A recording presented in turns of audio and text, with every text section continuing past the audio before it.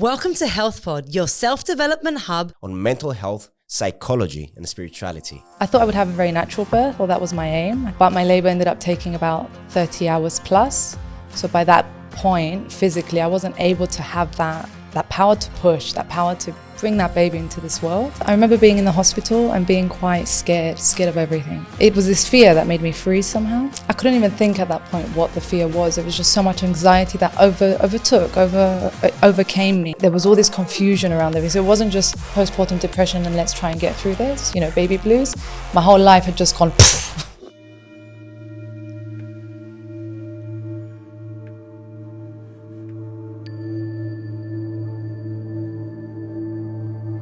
Welcome back to another episode here on Health Pod. I'm Hélène, I'm an empowerment and embodiment coach, and today we have my sister Simone on the show with us.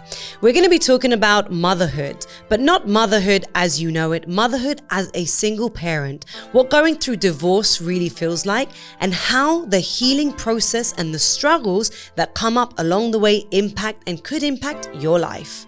Let's tune into the episode. Welcome to Health Pod, Simone. Thank you. I'm so happy that you're here. First of all, you are my sister. I'm aware. Thanks for clarifying. Yes. I'm just letting everyone know that you're my sister. And I felt that it was important for you to come on the show because we've had so many conversations around motherhood, around our birth experiences, about your experience as a single parent raising a beautiful baby, Anasa. And I just think it's really important to highlight so many aspects of what you've been through because so many people go through similar things. And therefore, you are here today. And let's start with the basics. Okay. Who is Simone?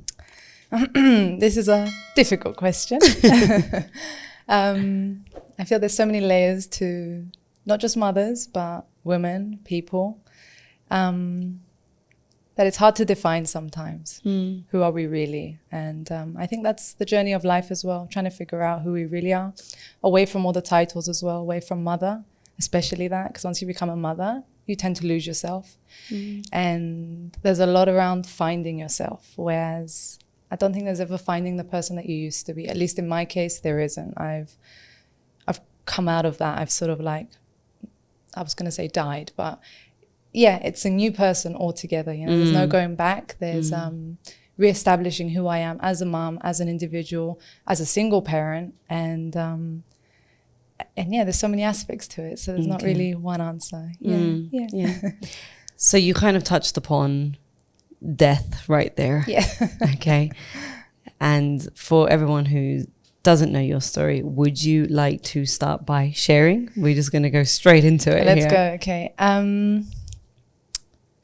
So I think I'm going to start with the birth of my daughter. Okay. So after having Anasa, even the birth itself was not at all how I expected. I thought it would be very empowering, very to some extent it was, but so much power was also taken from me during that.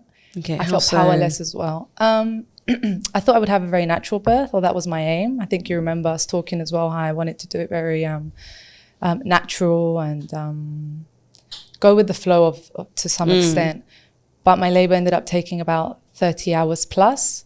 So by that point, physically, I wasn't able to have that power to push, that power to bring that baby into this world. So in that sense, I guess it was a big life lesson as well, to sort of let go as well.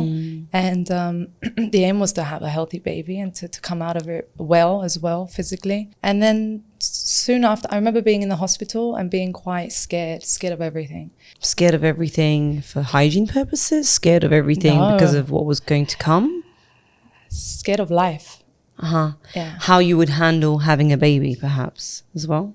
I couldn't even think at that point what the fear was. It was just so much anxiety that overcame me. It became the new Simone at the time, which wasn't really me, as you know. I usually was more chilled, more unless if I was stressed, yes. But in that case, it became like, it was this fear that made me freeze somehow.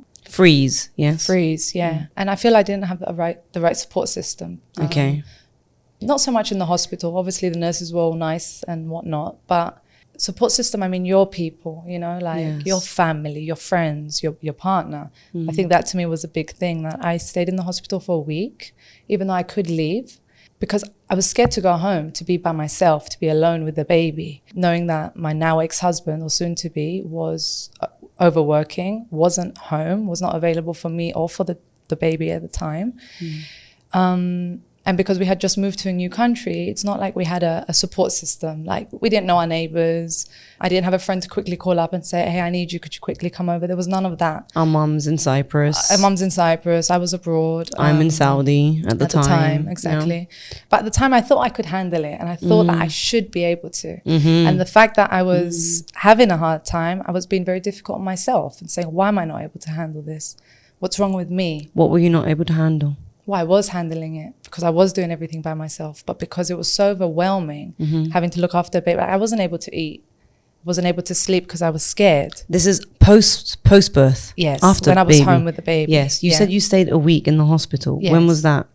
When I had the baby. So once you had After the delivering, I you stayed for felt a like you week. couldn't go home because you didn't have your partner, Right. the support system there to feel like, okay, I can lean on someone. Exactly. So it was much more comfortable for you to stay in the hospital where you felt like you did have the support and the help with all of these nurses and women who had experience with babies. Yeah. Okay. On the other hand, I think it would have been better if I had just ripped it off like a plaster and gone home to start figuring it out. Okay. Because staying there felt like the first week, I think, also defines what's to come. So if, I don't know, but in Cyprus, I think they help you with the baby, right? In Germany, from the moment you have the baby, they'd never take the baby from you. They don't like look after the baby for you to recover either. So I remember like, you know, having this big belly and having a baby on me and bleeding and having no control over my own body, no time to heal, and having to look after this little baby that I don't know what I'm doing with. You know, I remember even picking her up and thinking, why have they left me alone with this baby? You know, it's your baby, but it doesn't mean you know what you're doing. You know, you're completely clueless and you're just like, wow, okay. You know, this is taking me back. A big deal. Yes, I know. And today, it was 2 years ago exactly that this birth took place. Whereas I feel like it's been a lifetime ago, the past 2 years. And just, it's such a journey. Yeah. So you go home. I go home, yeah. And you are alone with this baby that you don't know what to do with because it's a whole new life, a whole new experience, a whole new way of handling whatever's in front of you. And you felt like you didn't have the supports in place. Who could you have reached out to? Or is this something that you would perhaps have done better with regards to who could have supported you or what you have needed? In all honesty, I think everything happened as it should have in order for me to just see that I can stand on my own 2 feet and that I don't really, I mean, we all need people in our lives. Yes, of course. But for that to happen, there was a reason. So I don't regret it. I wouldn't necessarily change it because it's brought me to where I am today. And it was a difficult decision. If I did want to have that support, I would need to come to Cyprus, which means I would have to leave my then husband in Germany, have the baby by myself, which is not how I imagined entering family life. To come to Cyprus where my family and support system live, you know, at the time. So what is family life to you? Togetherness, spending time together, supporting one another, making memories together. You know, you have a newborn, you don't think you have a baby to just be you and the baby, mummy and baby the whole time. Which is what your experience was. Exactly. And so your vision was you, your husband and the baby, and that's who I had a baby with. You know, I didn't do it by myself. If I had and said, okay, I'm ready to be a mum by myself, and I went in that route, I would say, okay, I've chosen this. But, you know, you do it with a partner. Just that word partner, you think that you're going to parent as partners as well. And I don't know if it's because I had a very traditional partner or ex-husband at the time, but he was very under the impression that it's a mum's job, especially at this age. That has nothing to do with it, which was also very difficult for me to to digest, to understand, because even if it is a mum's job, even if the baby does need mummy more because of breastfeeding, because of the smell, because of all of that, mum needs someone too. And that's where it became very difficult for me. So it wasn't necessarily mothering my baby or looking after her. It was, I couldn't look after myself because I was giving out so much, and there was no one there to look after me. You know, even to make a hot meal, like the basics. I'm not saying to be there all the time. So that's where it was tough, yeah. And do you think, I know you mentioned that your ex was traditional. Yeah. He wasn't really traditional, but he was with this aspect. Like, is this something that you spoke about clearly before having a baby? Yeah. The thing is, he was traditional in some senses. I know what you mean, that he wasn't in others. But, you know, he was the one who was working. I was the one who was at home for the majority of our 10 years together. You know, but I allowed that. I let him go forward. We traveled to different destinations with this idea that, you know, you earn more, let me just follow you around. Which in hindsight, if I was to do that again, I wouldn't do that. I would, you know, stand my ground and look after myself as well, pre-baby.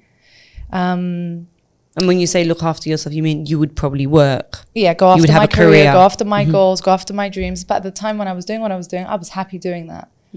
If I had known what was coming, though, and that I would just be left hanging to some extent, you know, becoming a mum, having to figure out my life, going back into the work field and all that, you know, if I had already had my life set up, becoming a mum maybe would have been smoother, because I would know I have a maternity leave for so long, and then I'm going back to that life, to that routine. And so you would have had more structure perhaps, and how you would have, the timeline of how things would have so even if the marriage was to crumble as it did, I would still have other foundations in my life, which I didn't. Yeah, but your foundation was only that your ex. Relationship, and then becoming a mum. And then that was gone, and then it was, who's Simone? Where's Simone? And becoming a mum as well at the same time, you're just like, oh, wow. There is no Simone anymore, you know? And, but your question was, did we talk about this beforehand? We did talk quite a lot, but we didn't necessarily say, right, you're going to be at work, so you're never going to be present, you know? And I'm going to be at home, so I'm just going to do everything by myself and suffer, you know? That wasn't the clear message, you know? I didn't sign up to that, and I've heard this from a lot of people, like perhaps you guys didn't speak enough beforehand. Yeah. But you know, when you're with someone for 10 years of your life, you seem to think that you are on the same wavelength, and that when you will have a family or a child, that you obviously do that because you love each other, you know, and just the love that's there, there will be support, and like there has been for the past decade, right? Yeah. But I was faced with the complete opposite, like, and when we say this person was not present, it wasn't just because he was physically working, he was mentally not present. Today's episode is sponsored by Empowered New You, where we hold women's circles, ice bath and breathwork events and retreats across the world. You can find more information on www.drstefanos.com and in the description below. You'll be able to book your events with us, as well as subscribe to our email newsletter, where you'll be able to find more upcoming events. We hope to see you there. So yeah, run me through a day. I would be up all night, every 2 hours for milk, basically. I'd be up day and night, not just all night. I remember just feeling very touched out. I had this little baby on me all the time. The ex would wake up at 5 a.m. and leave.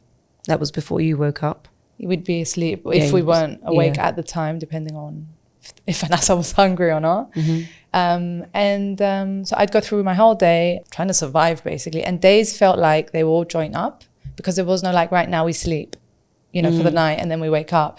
So the days felt like weeks, the weeks felt like months, and this kept going on. I remember small things like holding the baby and trying to run a little bit of water in the sink, but then something else coming up, like the phone ringing or the food being on. So I would leave, and then the sink would be overflowing. And then I would come back to the bathroom to see it flooded, home alone now, while you're holding a baby that's crying, and you're trying to figure out all these things, and your brain is just going, oh my God, what's going on here? Like, I can't handle all this. You know, it's just too much stimulation, things to do, and you feel like you're not on top of your game in any way, right? So you feel like a failure as well. Or I felt like a failure at the time, you know. But yeah, back to what the day looked like. the ex would leave at 5. I would handle the day with the baby throughout. There'd be a lot of emotions as well. Obviously, there was my hormones. There was postpartum depression. And I wasn't getting out the house. I'd go maybe for a little walk in the park. But even that was scary to me, like holding the baby down the stairs, having to set up the pram by myself with one hand, seeing strangers. Like everything became too much. The world became too much. Yeah, you sound like you were emotionally overloaded. Definitely. Yeah. And you mentioned postpartum depression in that, which I want to touch upon. You've been through it. I've been through it. And your process of going through it, how would you describe it? How was your mental health like? What were you feeling? What were you thinking? It was dark, really dark. Something I don't wish upon anyone. What I was feeling was, as I explained, my brain was all over the place. I wasn't getting any sleep. I was barely eating, which doesn't help your mental state at the time. I think at a time like that, you really need to nurture yourself, eat the right foods, look after your body, in order to be a healthy mum as well, mentally, physically, everything, rest, exactly. All these things I wasn't getting. So the hardest part of all this was that, okay, we were sort of aware that postpartum depression would come up. It's quite natural. But the fact that I didn't have time to look after myself made it even worse. And it kept going and it kept going. And then the fights would start with the ex. And then separation came up. I came to Cyprus. So there was all this confusion around everything. So it wasn't just postpartum depression and let's try and get through this, baby blues. My whole life had just gone poof. Yeah, like everything was chaotic, everything. And life as I knew it was gone. Yeah, okay. Completely. So we are in an apartment somewhere in Germany where your ex leaves at 5. Right. Okay, and what time does he come home? 11 or 12. At night. If he comes. So you're already asleep. If we're asleep. So you were basically abandoned. Completely. With a child in a foreign country with no support system. Exactly. Yeah. And I mean, that in itself is hard to digest. Was his behavior always like that? He was always a workaholic. Okay. His work was always priority, absolutely. But I remember when I would need him and call him, he would be there. Okay. At least on the telephone, or he'd show up. He'd come by. Like work wasn't far from home, so it was possible. When you had the baby? The complete opposite. So he wasn't not available. He wouldn't even pick up his phone at times. He wouldn't even pick up his phone, and that would add even more to my anxiety because I would start getting worried about him as well. Is he okay? What's going on? My little daughter just came. Yeah. So yeah, it was a lot. And honestly, now it was a big blur. So I've worked through a lot of these things that have come up. I'm still working on them. And it's something that I think I'm always gonna not have, but I think it makes you who you are, and that's quite beautiful as well. But let's go back. Back to what? Back to the dark spot. Okay. Because I've been through it, and there are certain people that are going through it, and to just kind of brush over it and not bring enough context to it, I feel like it could be very beneficial for people to, first of all, understand the story, because we've kind of jumped scenes. So we're in this flat where you're abandoned, you're with a child, you don't know what to do with a child. Your ex at the time was not helping you or supporting you, and there was something in you that made you make the decision to leave Germany and come to Cyprus for more support. And I remember calling this something a dark shadow, a darkness, sort of like it was a weight as well. It was physical, it was everywhere. In your body. It was in your head. It was all around me. It was everywhere. It was on me. A dark force. And I remember thinking I was losing my own mind. Like I was on very thin ice that I literally thought I was going to lose my mind. I probably did lose my mind and find it again as well. I had a lot of intrusive thoughts, a lot about myself, about my baby. Not willingly, they would just flood you, I'd be bathing the baby and thinking, oh my God, I'm going to kill her. And this, I think, came from fear as well, because I didn't know what I was doing. I didn't know how to hold it. What if a head was to go under? And by the way, all these fears are still with me 2 years down the line. Not bathing time, but you see me when we come to the swimming pool, I'm a bit like this, you know, and that's because of certain things that I've gone through that still don't allow me to live life in its fullest today, 2 years later. So postpartum depression stays with at least it stayed with me. And there's days where they're great and we're having the time of our life, my daughter and I. And there's days where it's dark again, you know, and but I honor that now. And I know that it's just, that it will also pass. And is that because it feels overwhelming as a single parent now? I don't know if I can answer that because I don't know what it would be like with a partner to compare it. You know what I mean? I can only imagine. But yeah, for sure, as a single parent, you have to self-regulate so much. Your own emotions. You know, if there's two of you and you get angry in that moment, you can be like, listen, I need 5 minutes. I don't get to do that. I need to be sort of talking to myself, be like, right, okay, let's, figure this out, or take a deep breath, or, you know, have a silent scream quickly and then get back to it. So there's a lot of that going on. And I also found that isolating and being just my child and I made it easy at some points too.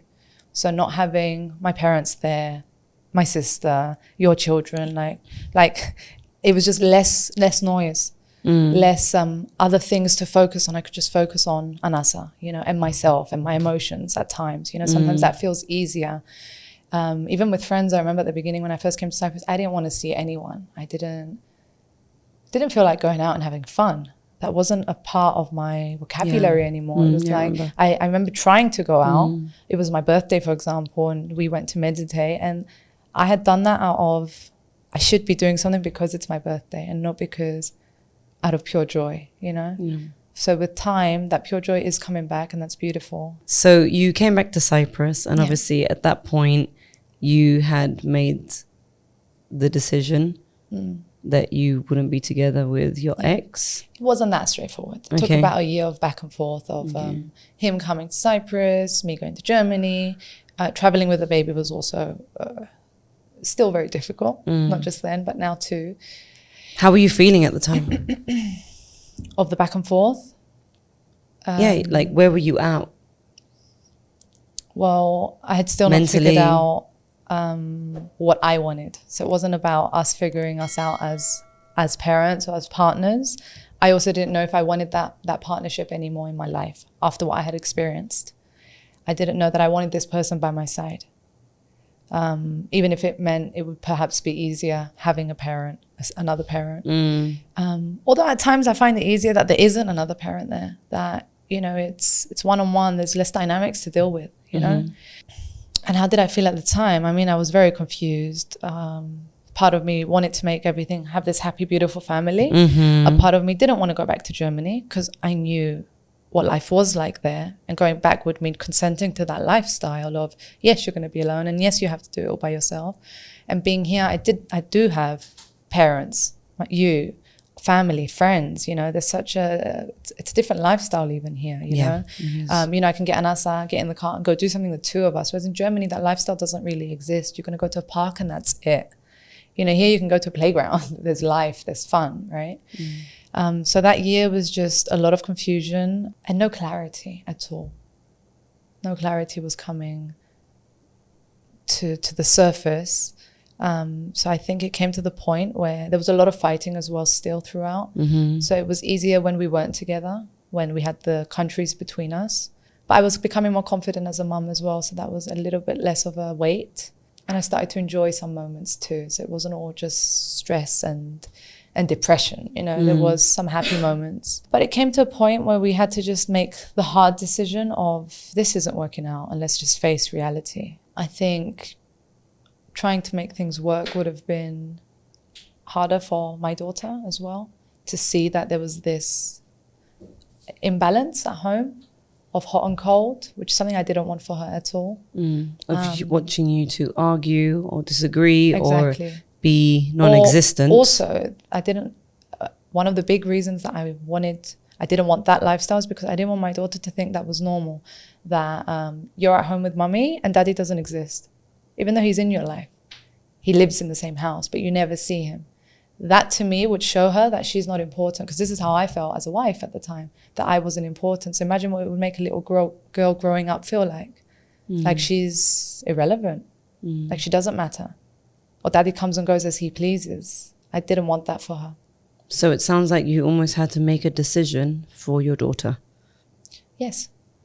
But in doing that, it was the best thing I could do for me. So how would you say motherhood has changed you? In every aspect.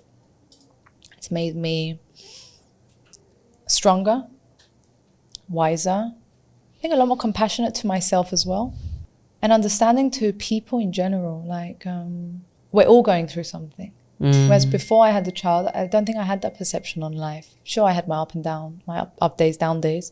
But I think now, seeing I think even the people who don't have children, you know, they probably have the struggle of, oh, I'd love to have that. And the ones who do have children see the people who are free spirits and think, you know, oh, I'd love to have that. So everyone's got their own shit to deal with, but we all live so much, we live in our heads so much and in our own things that we don't realize that, there's a lot more going on. Yeah.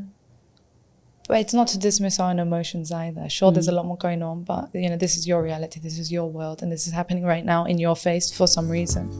Thank you so much for watching this episode. If you'd like to dive deeper into your own personal development and tap into your most authentic self, you can book a one-on-one session with me. You'll be able to find the details in the description here below. I look forward to chatting with you. And with regards to raising a child alone, what have been the most difficult part so far in your 2 years of doing that? Again, I'm going to go back to the most difficult part being not having someone to put, like, at the end of the day, put my head on their shoulder. You know what I mean? And go, you know, that's the difficult part. As long as parenting goes, as a single parent, again, I'm going to go back to, I don't know what it's like differently, so I don't find it as difficult. It's my life now. And what has helped me get through it is being present. So when I get overwhelmed as a single parent is when I'm trying to do other things and not being present with my daughter. Okay. Like being on the phone, booking a viewing, doing this, doing that, trying to organize, I don't know, anything. That's when I see that she gets as well less focused and so yeah, the difficult part is when I'm trying to do more than just parent. Yeah, so being present, being with her, you know, sitting on the floor, doing a puzzle together, eating together, all these things have helped me get through this thing called single parenting. And of course, it's difficult mentally as well. It's always difficult because you wake up and you're on the go. And until bedtime, you're on the go. There's no, just can I have 5 minutes, you know. How does that compare to your lifestyle before? Well, my lifestyle before, I could wake up when I wanted. I could do yoga when I wanted. I could meditate when I wanted. I could eat when I wanted. Now there's a schedule. It's like an army, you know. You're like, right, baby's hungry. Or it's nap time. Or it's this or it's that. And even like when the baby goes to bed, they say, you know, you should sleep. I don't like that, you know. I want to sleep when I feel like I've rested and I'm ready to sleep. Whereas now it's like your life revolves around another's life. And you really can't change that, you know. So finding the beauty in the little things and in the present moment, and as I said, just being together is the key that I found works for me as a single parent. And the love, all that love that exists there. And now that she's older as well, and she's showing that love back, and that she can talk, and it's so sweet and it's so cute. You're just like, this is everything. You know, and I see that people as well, when you're out with a child, they're so much more open to you and to the child. And that's quite beautiful. But on the other hand, it's also quite sad that as adults, we're not like that with each other naturally. Yes. Yeah. There needs to be a reason, a dog, a child. Exactly. To be able to smile. Why can't we just smile at each other anyway without there being a, why is she smiling at me, you know, or what's going on here, you know? Do I know her? Yeah, exactly. Is it me she's smiling at, you know? Yeah. And for anyone going through postpartum depression, what tips would you give them? Okay, seek help. Not just from family and friends. Professional help. There's nothing wrong with that. It's probably the best thing you can do for yourself.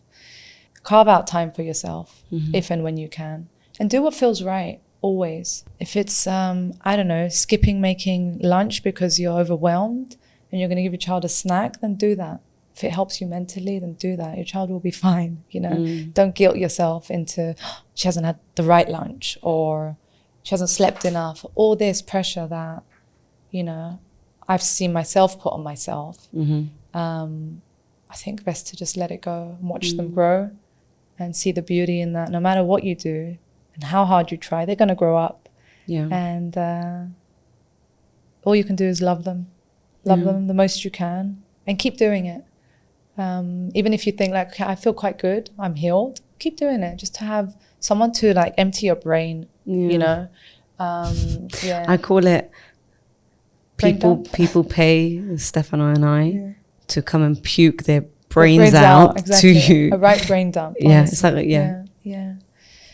But honestly, after every session that I do have with different therapists that I've seen, I feel relieved. It's like going to the gym. You don't want to go. You say, it's a struggle, you know. You have to like dig deep and open that can of worms that you don't want to look into. Yeah. It's easier not to do that. But once you've done that, there's kind of this relief, this... not always. Sometimes you feel like, why have I just done that? I have to deal with this until next week, you know?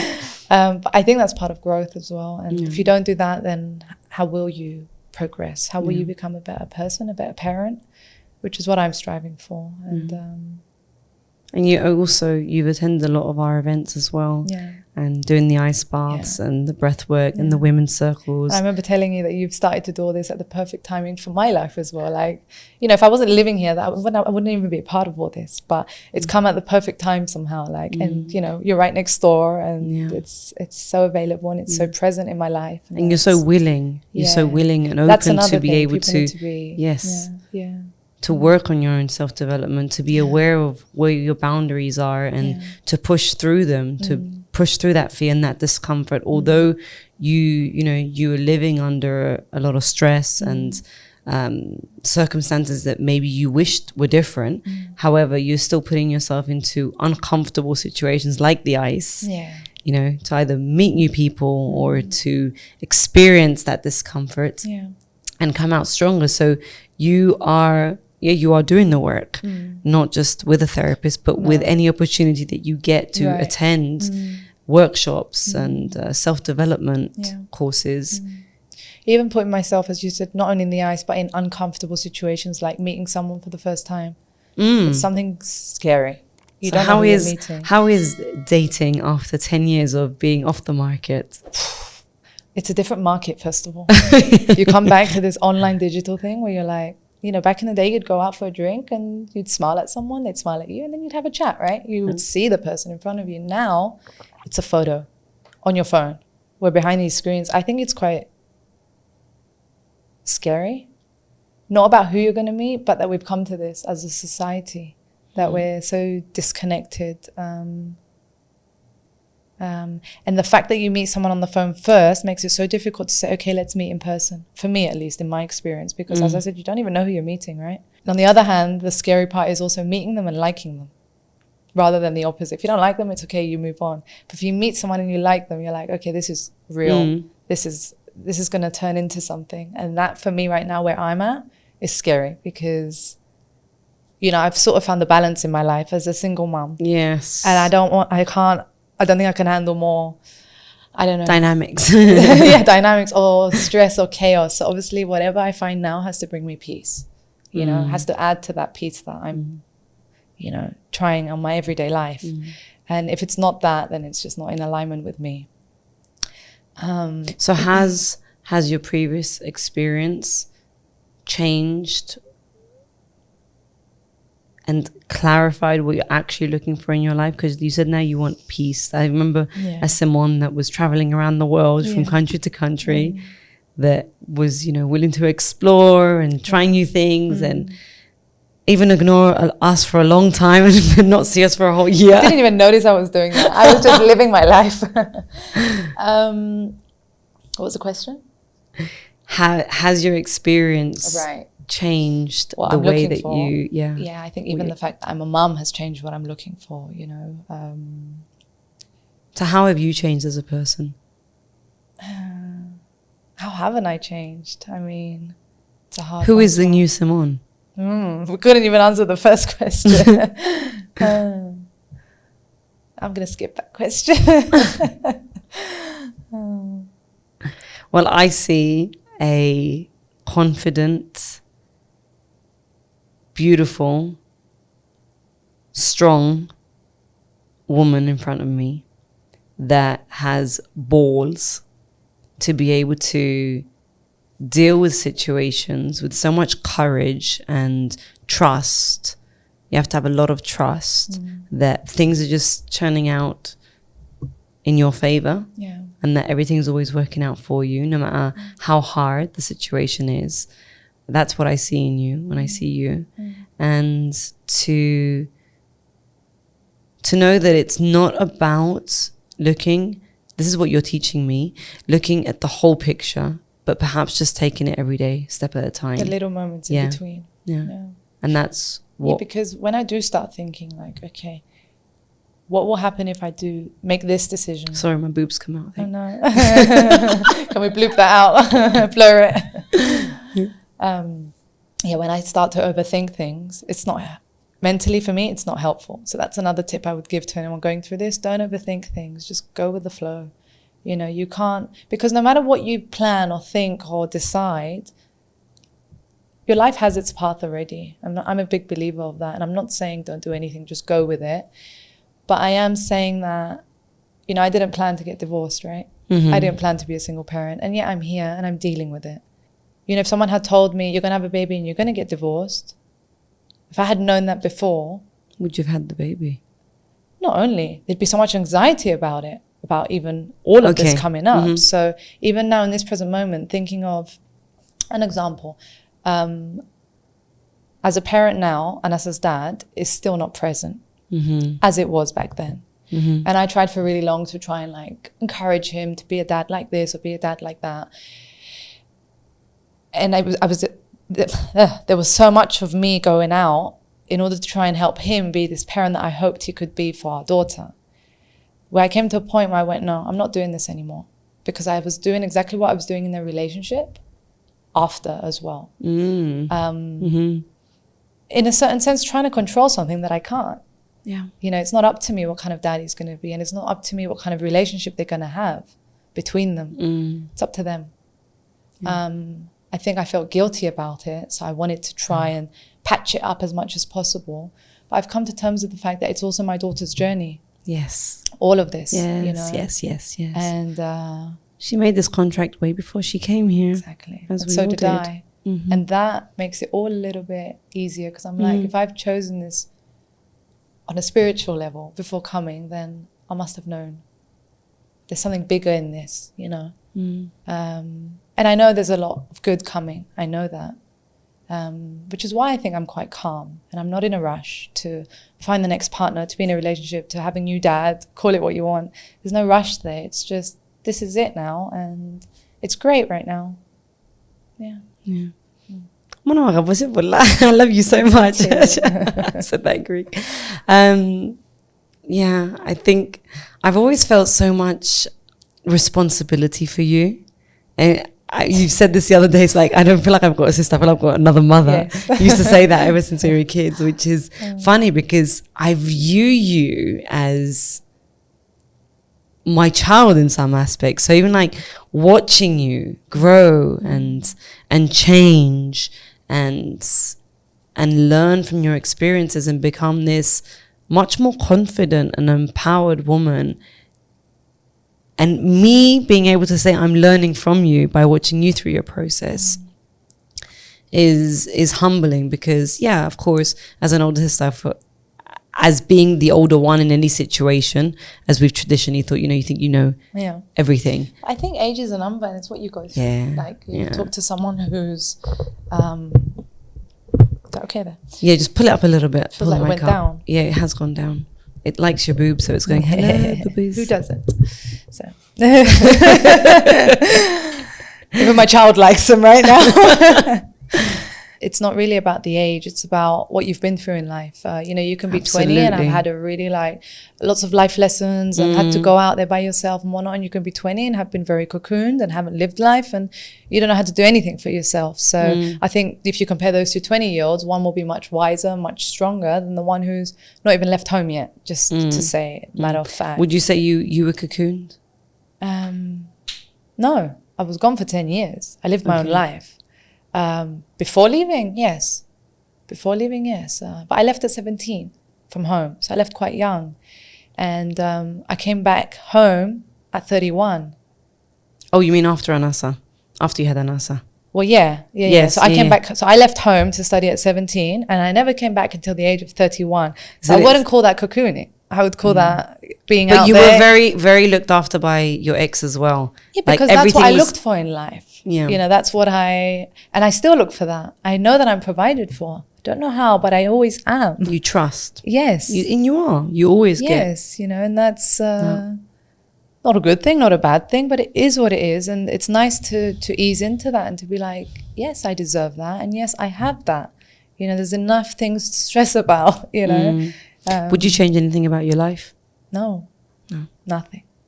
And I've always said that I'd rather regret doing something than never having done it or tried it or experienced it. So no, not at all. Yeah. And I look forward to so much to come, like when Anas was older and we could start traveling again together, seeing the world. That'd be so cute. Yes. So there's so much to look forward to. I don't feel like this is the end of anything. No, I feel it's quite the opposite. It was the end of a life that I had with someone. But who had to die in order for you to become who you are? Yeah.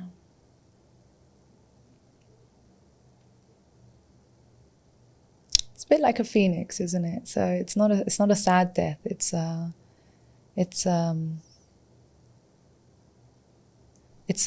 destruction of certain things, things that you think are you.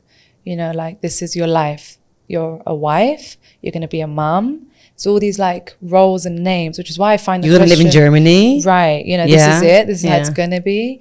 But when you start taking a brick out from, like Jenga, from the middle and not from on top, you start to feel this instability, which is not a bad thing, because you come out of this box, which is not even your box. You've just been put in it from all the years of personally like living abroad, being in quite, may I say, cold cultures or colder cultures than our Mediterranean mentality. I was in Switzerland, I was in Germany, places where it's quite, you go by the rules, you go by the books, it's very organized, very clean, which I loved at that time of my life. I was going to say, you were very much like that. Even your style was like more represented by that. It's like you were that I think person. That's still a big part of me. Like I do thrive on being organized, on knowing I have things in place. But then being a mum pulls you out of that as well and tells you, forget what you knew as tidy or as normal or as, any OCD that you have goes out the window, because it's like that can't stay in the same place. You're going to find it in 10 different places in the same hour. So, so it's a sort of destruction of who I thought I was, but who I thought I was for others. That's where I went wrong in the past 10 years. For others, for my parents, for my sister, for my partner, for my husband at the time, for his family. It was like even having a tattoo on the German side of the family, and I don't have many tattoos. It's like, that's my kind of tattoo. It was like, why do you have a tattoo? This question is coming from adults, not from kids, from adults, So to think that I married into that and knowing that, what a mum is like, the complete opposite extreme, I don't need to explain. Full of tattoos. Exactly. It was quite interesting, to have gone in that direction. Who am I really?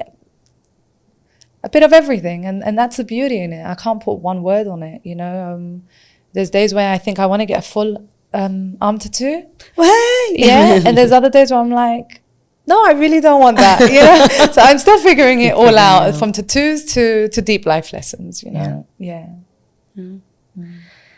Is there any question you have for me on our topics? Well, you have two. I have two. We have two little munchkins. Yeah. Well, how is it different when you had one and then when you had two?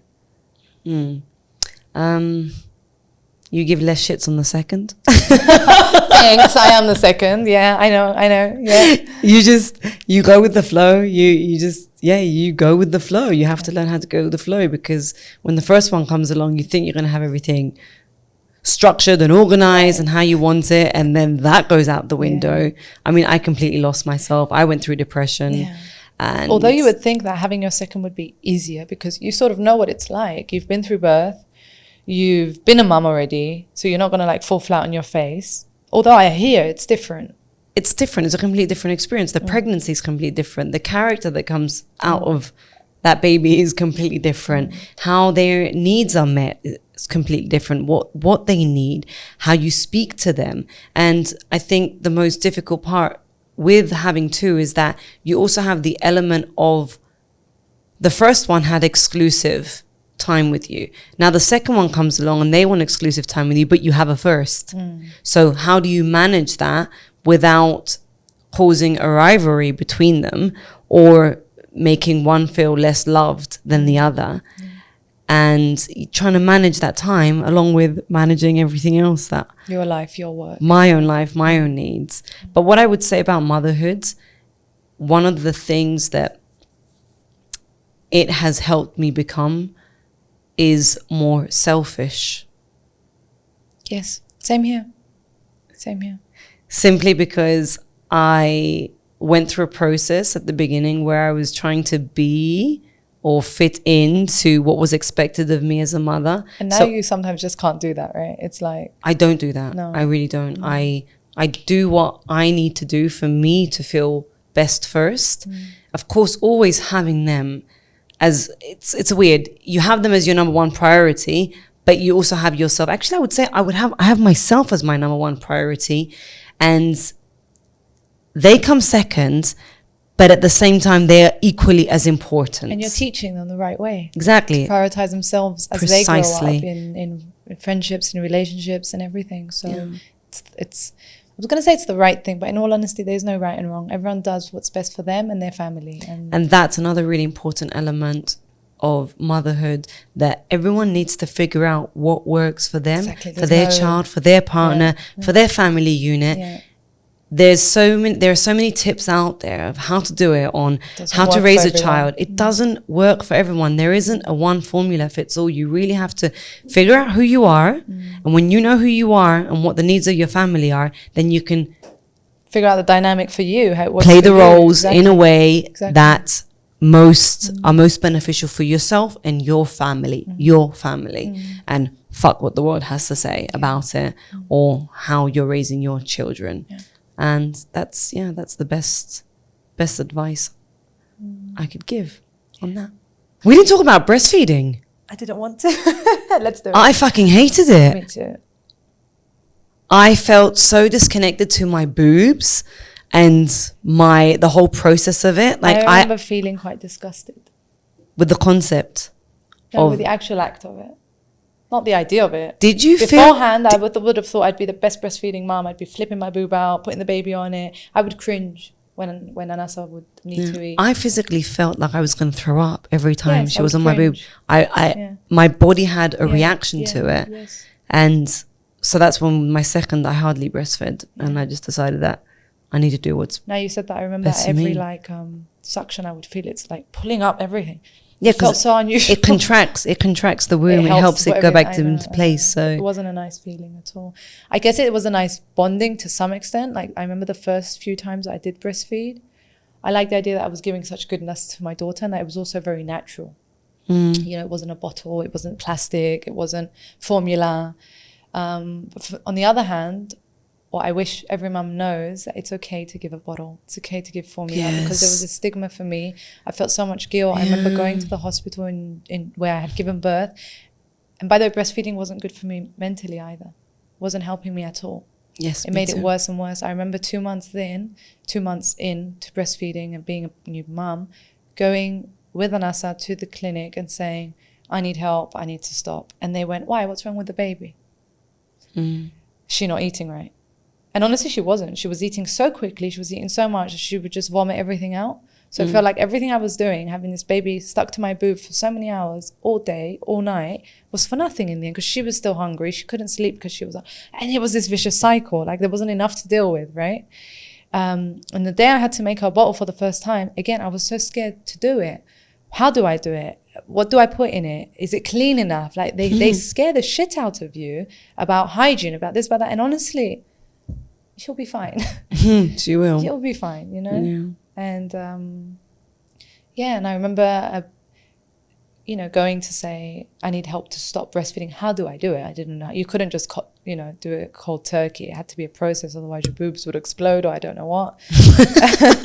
And I also knew that there was something you could take to stop the milk. But the clinic had actually told me that's not going to be good for you mentally either, to stop it just like that. You have to do it gradually. You're going to get even deeper into your head if you do that. Yeah. So was there support for you mentally there or not? Not at all. No. It was all about the baby, it sounds like. Yes. And that's hard too, because everyone needs to realize that it's transformation for both. It's not just the baby who's come into this world. This person has changed into something that she doesn't even know.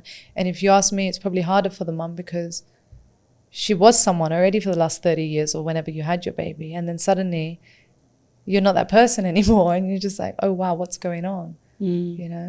Whereas baby's being loved, is being held, is being nurtured. There's all that tenderness around it. And then as an adult, you just need to keep going, and that's where it's tough, So how did you stop breastfeeding with if it was gradual? I used to do it like one breastfeeding, one bottle. Oh. And then I would squeeze a bit. But it stopped quite quickly. But similar to you, I had a lot of milk, so my boobs were like... I had mastitis. And they would hurt, and I couldn't have a shower from how much pain I was in. I couldn't not breastfeed either, because it was so painful. I had to breastfeed. So again, it was this vicious cycle of... Did you have to wrap him? No, I didn't. Yeah. So I actually took the pill. Did you? Yeah. And every time I would have a shower, just the water touching would hurt. My boobs would hurt. My nipples were cracked and just like so painful. Like even thinking about it now, I feel, What was the worst bit for me was going out and feeling that your boobs were wet. It was horrendous. Or coming out the shower. As soon as you come out the shower, you're just like, I just had a shower and I stink of milk again. Yeah. Anyway, so I took the pill and I had to wrap my boobs really, really tight. Was that hurting? That was torture. I don't remember wrapping. I remember just, because I did it gradually, I guess I didn't need to wrap or contain it. These are things that amongst our friends and within society, there isn't enough honesty and transparency around the topic. I get some women absolutely love it, but I'm sure if it works out well and baby's eating right and your boobs are doing well and you're not got these massive boobs, But by the way, everyone struggles. They've either got too little milk, too much milk. But not enough people talk about it. That's the point. Type of milk, or exactly, no, they don't. Yeah. And it's hard, and there needs to be support. How long have you breastfed for? I remember when she was little, and I went, it's a bit of a personal question, maybe I didn't breastfeed at all, It shouldn't matter. You do you. It sounds like a comparison question. It's like, how many months did you do? Right. Like, can I meet that as well? Even from older people, I'm talking about like more granny style people, aunties, where it's like, you should know better. Being at your age, because they find it is really important. They find that it's important. But then it makes you feel bad as a mum that you didn't manage, or that you chose not to do it. It's different if you don't have enough milk. The choice is sort of made for you, because that question comes up too. Like, you don't feel as guilty. Did you not have enough milk, or did your milk stop at a certain point? It's like, no, I chose to do this, and I'm happy with my choice. Back off. Yes, exactly. Yeah. I remember that when I first reached out to a nursery to take her, there was so much anxiety around, where am I going to leave her? How do I know these people? She's been with me all this time. Like, where is she going to go? I mean, it was a really good school. It was just the perception of allowing someone else to have any input onto your child. Did you go through that at all? 100%. So my daughter went quite early. Actually, that's another tip I would give single parents. Find help, find a really good school early on who take like 8-month-old, 9-month-old. My daughter went around 8 to 9 months, and that really helped me because that gave me time to breathe, gave me time to think, gave me time to shower, let alone think, you know. Gave me time to do I remember taking her for an hour or two, going home to shower and going to pick her up. That's all I could be away from her, an hour or two, where I was paying for a full day. And I remember you remember that, right? Yeah. And you'd be telling me like, you know, let her be, let her get comfortable. And I'd be like, no, I'm not comfortable. Like, I was not okay with it at all. I sort of feel like the decision was forced on me as well. Not by others, forced on me by myself.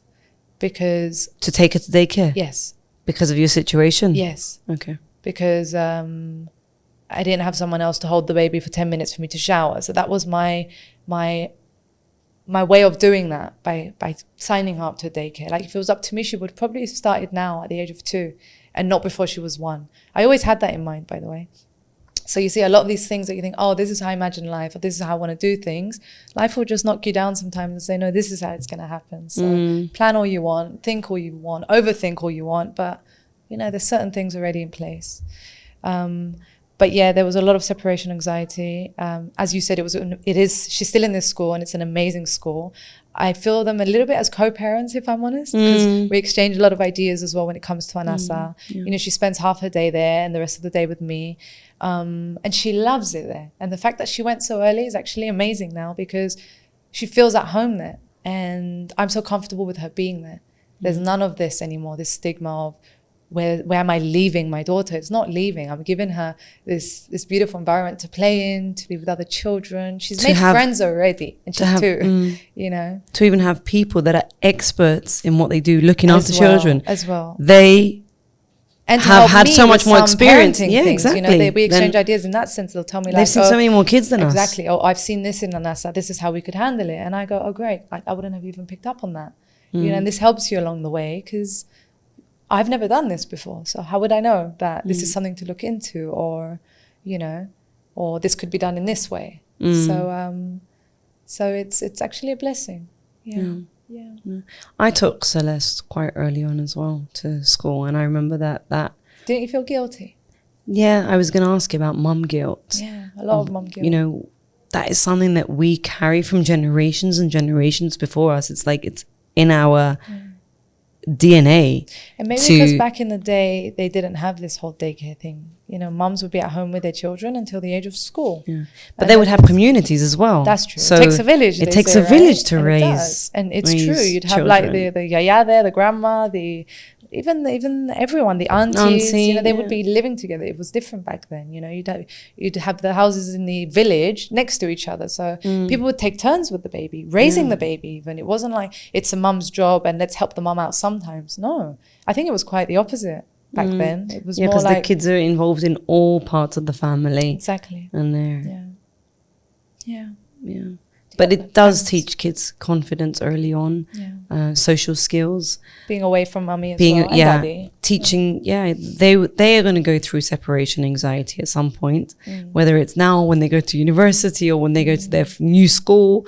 So personally, I feel like sending them early on is a really good tip that's worked for me, worked for you, and I know there's a lot of people that are they think about it, you know, to let go of their children. But that's where you can create pockets of time to be able to be with yourself and make yourself a little bit more of a priority. Yeah. To be able to think, breathe, shower, as you said. So on that note, I think we have covered everything. I'm so happy that you've been here and that you've shared your own experience and thanks for having me. Your tough journey, but inspiring. And beautiful. Exactly. I love you. I love you too. Thanks for all the support. I love you.